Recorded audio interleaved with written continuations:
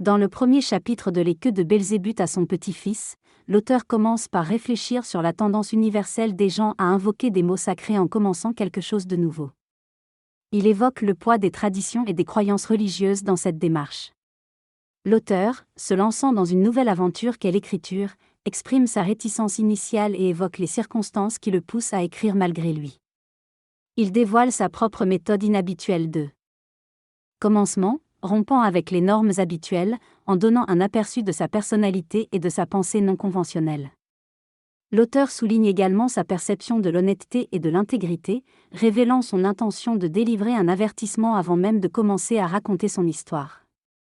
L'auteur, dans un ton ironique et critique envers les écrivains professionnels, amorce son texte en s'adressant de manière exagérée au lecteur. Il reconnaît son manque de pratique en écriture. T'es jamais rédigé de livres, articles ou même lettres respectant les règles grammaticales. Malgré son ignorance des règles et procédures des écrivains, il considère que cela n'est pas un problème majeur, car l'ignorance est devenue une bénédiction dans la société actuelle. En revanche, il exprime des remords sincères pour ne pas posséder la langue littéraire de palme-tome essentielle dans la vie contemporaine. Il évoque un événement exceptionnel survenu à sa naissance qui aurait influencé sa vie. C'est l'apprentissage de cette langue.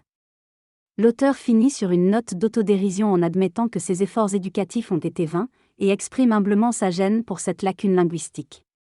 L'auteur évoque sa difficulté à choisir une langue pour écrire, entre le russe et l'arménien, notamment en racontant son expérience linguistique variée. Il souligne son manque d'automatisme dans l'écriture littéraire et prévoit d'adopter un style simple sans manipulation littéraire.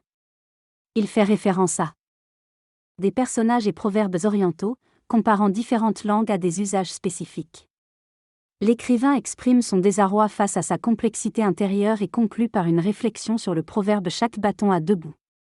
L'auteur réfléchit sur l'idée que tout événement entraîne deux effets opposés, selon une sagesse populaire ancienne. Il parle de la dualité entre le bien et le mal, exprimée par les deux bouts du bâton. Il évoque sa préférence passée pour la langue arménienne en raison de son originalité, mais déplore la dégradation de celle-ci au fil des années.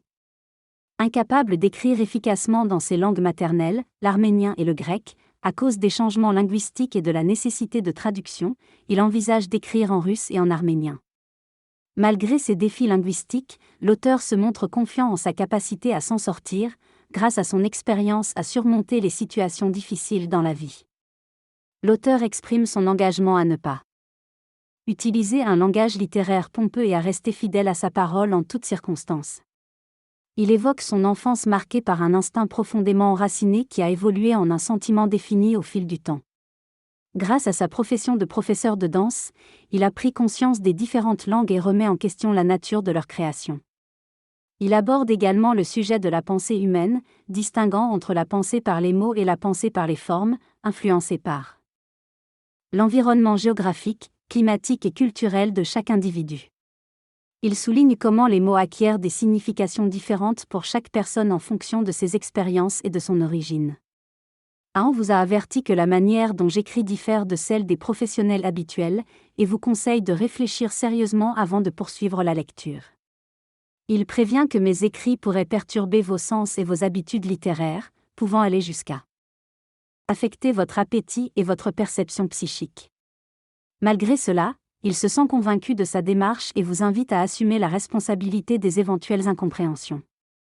Il se décrit comme une personne déjà bien avancée en âge et expérimentée dans la vie, n'écrivant pas pour ambitionner une carrière littéraire.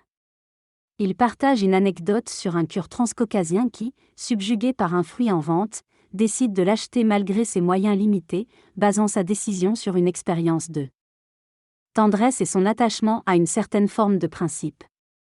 Il envisage même de demander à l'imprimeur d'inclure un avertissement sur la nature inhabituelle de ses écrits au début de son livre, permettant ainsi au lecteur de décider s'il souhaite poursuivre la lecture ou non.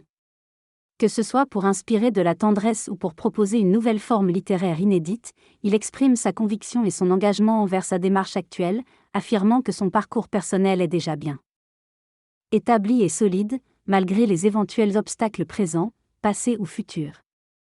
Un homme du nom de Kurde décide d'acheter une livre de fruits qui lui paraissent magnifiques, avant de repartir à pied pour rentrer chez lui.